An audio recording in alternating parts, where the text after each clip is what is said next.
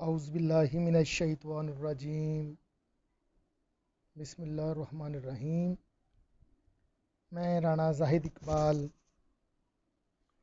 Subject specialist Islamiat, ڈوینل public school college Sahiwal, آپ سے مخاطب ہوں۔ عزیز طلباء، آج ہم اسلامیات ہشتم کا سبق عقیدہ آخرت کو اسٹڈی کریں گے۔ سب سے پہلے ہم عقیدہ آخرت کے سبق کے مقاصد کو دیکھ لیتے ہیں۔ عقیدہ آخرت نیکی کی بنیاد۔ عقیدہ آخرت برائی سے بچنے کا ذریعہ کیسے بنتا ہے، اور عقیدہ آخرت کا تعمیر سیرت میں کردار۔ ان مقاصد کو مد نظر رکھتے ہوئے ہم سبق کا باقاعدہ آغاز کرتے ہیں۔ عزیز طلباء، کتاب کا صفحہ نمبر 7 نکال لیجئے۔ تعمیر سیرت میں عقیدہ آخرت کا کردار، ہم اس کے دو اجزاء کو آج اسٹڈی کریں گے۔ پہلا، عقیدہ آخرت نیکی کی بنیاد۔ سب سے پہلے ہم بک سے، کتاب سے اس کی تدریس کرتے ہیں۔ آخرت کا انکار یا اقرار انسان کی سیرت کے بنانے یا بگاڑنے پر براہ راست اثر انداز ہوتا ہے۔ ایک وہ شخص ہے جس کی نظر صرف اسی دنیا کے فائدے یا نقصان پر ہے۔ یہ شخص کسی ایسے برے کام سے پرہیز نہ کرے گا جس سے دنیا میں اسے نقصان پہنچنے کا خطرہ نہ ہو، اور نہ وہ کسی ایسے اچھے کام پر آمادہ ہوگا جس سے اسے دنیا میں فائدہ ملنے کی امید نہ ہو۔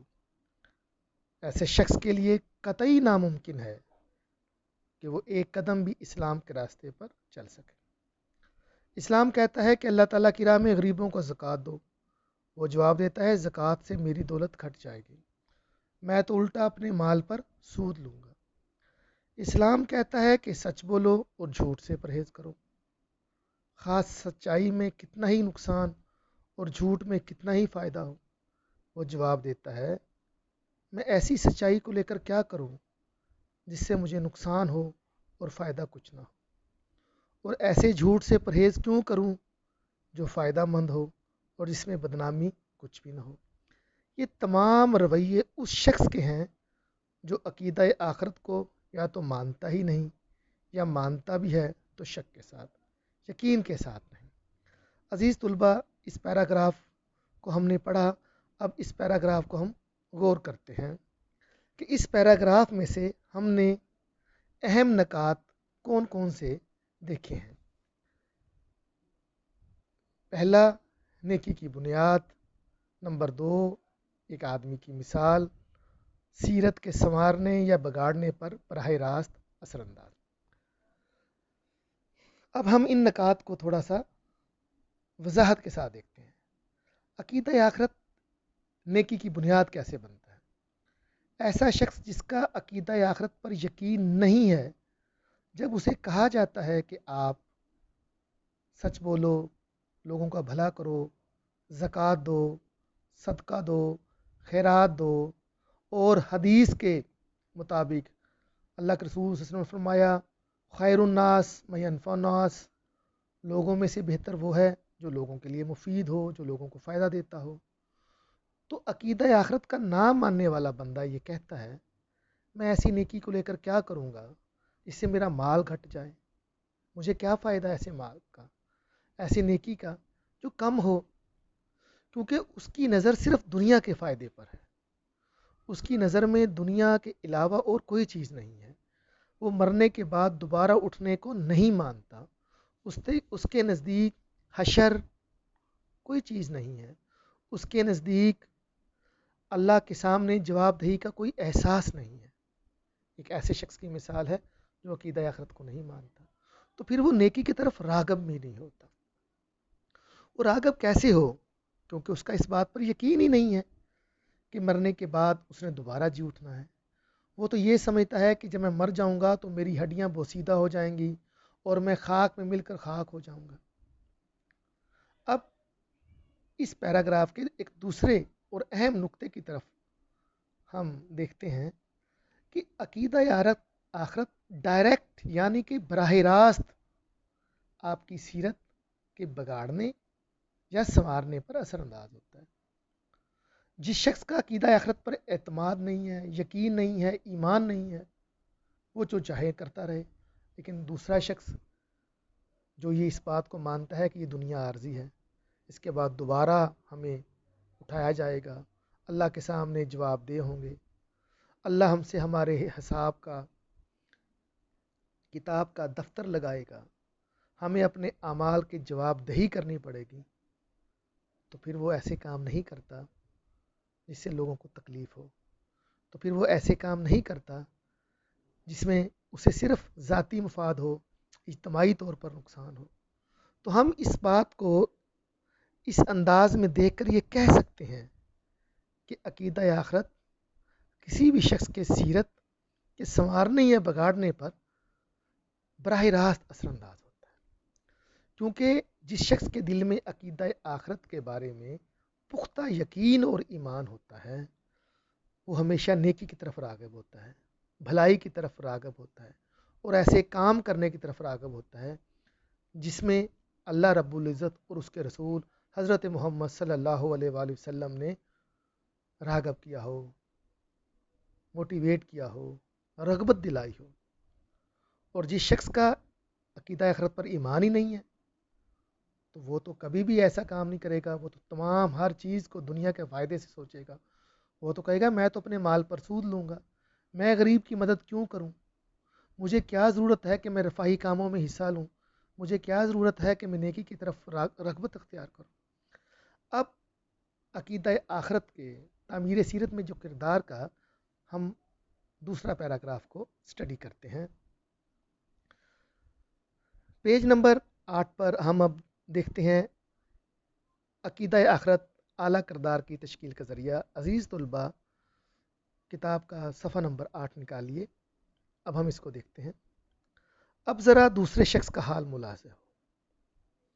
یہ وہ شخص ہے جس کی نظر افعال کے آخری نتائج پر ہے، وہ دنیا کے فائدے اور نقصان کو عارضی سمجھتا ہے اور آخرت کے ابدی فائدوں یا نقصان کا خیال کرتے ہوئے نیکی کو اختیار کرتا یا بدی کو چھوڑ دیتا ہے۔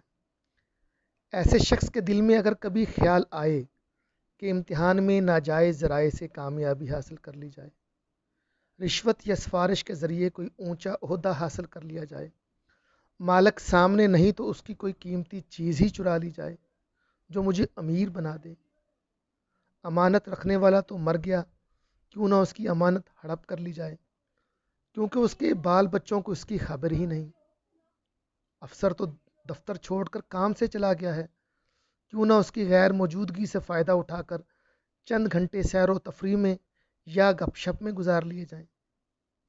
اس قسم کے خیالات دل میں پیدا ہوتے ہی آخرت پر ایمان رکھنے والے شخص کی نظر اس آنے والے وقت کی طرف اٹھ جاتی ہے جب وہ اللہ تعالیٰ کی عدالت میں حاضر ہو کر اپنے ہر عمل کے لیے جواب دہ ہوگا۔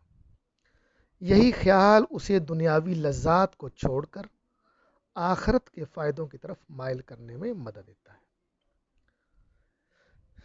اس بات کو سمجھنے کے لیے کتاب کے اندر قرآن مجید کی سورہ بقرہ کی آیت نمبر 200 سے 202 بیان کی گئی ہے۔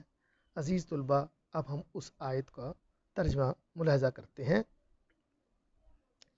ارشاد باری تعالی ہے، پس لوگوں میں سے کوئی ایسا ہے جو کہتا ہے اے ہمارے رب ہمیں دنیا میں ہی سب کچھ دے دے، ایسے لوگوں کا آخرت میں کوئی حصہ نہیں۔ اور ان میں سے کوئی ایسا ہے جو کہتا ہے کہ اے ہمارے رب ہمیں دنیا میں بھی بھلائی عطا فرما اور آخرت میں بھی بھلائی عطا فرما اور ہمیں آگ کے عذاب سے بچا لے۔ یہ وہی لوگ ہیں جن کے لیے ان اعمال کا حصہ یعنی بدلہ ہے جو انہوں نے کیے ہیں، اور اللہ جلدی حساب چکانے والا ہے۔ اس آیت میں دو لوگوں کا ذکر ہوا ہے، ایک ایسا شخص جو دنیا میں ہی اپنے اعمال کا بدلہ چاہتا ہے تو اللہ رب العزت سورہ بقرہ کی آیت نمبر 200 اور 202 میں فرماتے ہیں ان کا آخرت میں کوئی حصہ نہیں. اور دوسرے ایک شخص کے بارے میں اللہ رب العزت فرماتے ہیں ایک دوسرا شخص وہ یہ چاہتا ہے کہ اے اللہ ہمیں دنیا میں بھی بھلائی عطا فرما اور آخرت میں بھی بھلائی عطا فرما اور ہمیں آگ کے عذاب سے بچا.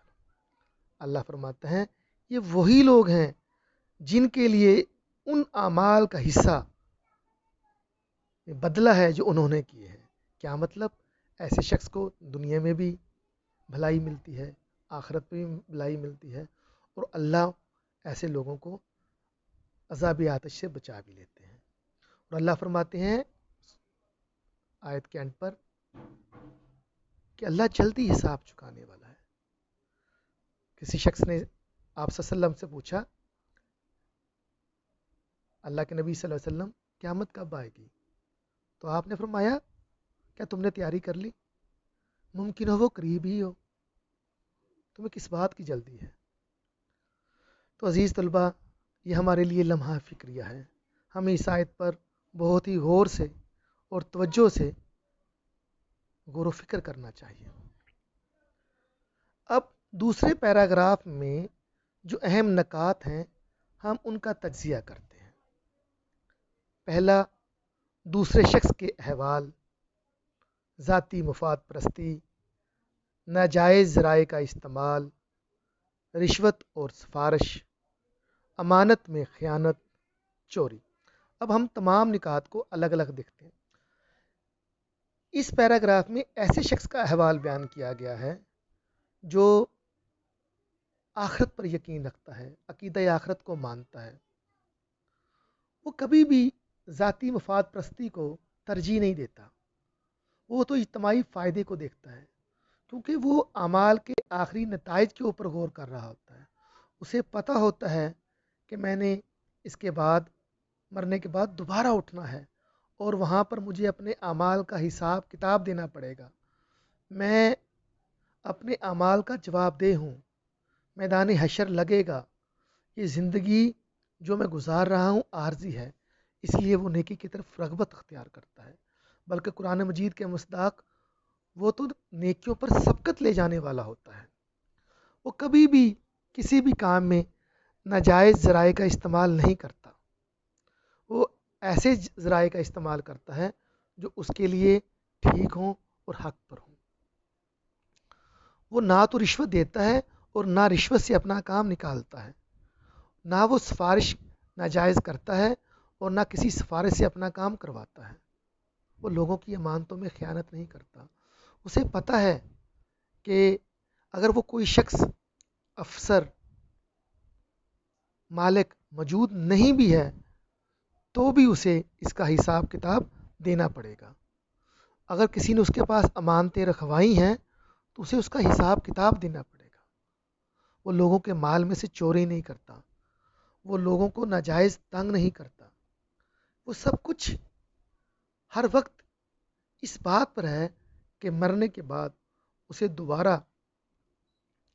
اس نے دوبارہ حساب کتاب دینا ہے. اور عقیدہ آخرت کے مطابق یہ زندگی عارضی ہے، اس کے بعد ایک ہمیشہ رہنے والی زندگی سٹارٹ ہوگی جس میں حساب کتاب دینا پڑے گا، اعمال کا جواب دہ ہونا پڑے گا، جس کے اندر یہ دیکھنا پڑے گا کہ کس کے اعمال کے وزن بھاری ہیں اور کس کے اعمال کے وزن کم ہیں. اور جن کو دائیں ہاتھ میں اعمال نامہ دیا جائے گا وہ تو کامیاب ہو گئے اور جنہیں بائیں ہاتھ میں وہ ناکام ہو گئے.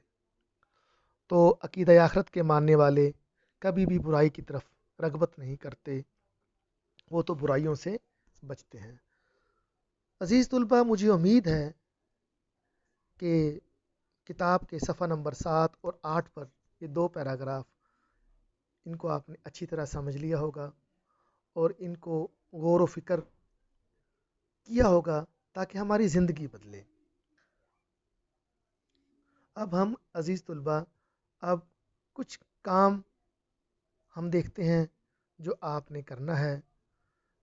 درسی کتاب کے صفحہ نمبر 7 اور 8 کا بغور مطالعہ کریں اور درج ذیل سوالات کے جوابات اپنی کاپیوں پر تحریر کریں. عقیدہ آخرت نیکی کی بنیاد کس طرح بنتا ہے؟ بک کو پیج نمبر 7 اور 8 کو اچھی طرح پڑھیں اور اس میں سے یہ سوال کو تلاش کریں کہ عقیدہ آخرت نیکی کی بنیاد کس طرح بنتا ہے۔ نمبر 2، تعمیر سیرت میں عقیدہ آخرت کا کردار بیان کریں۔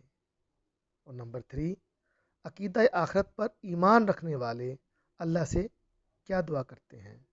سورۃ البقرہ۔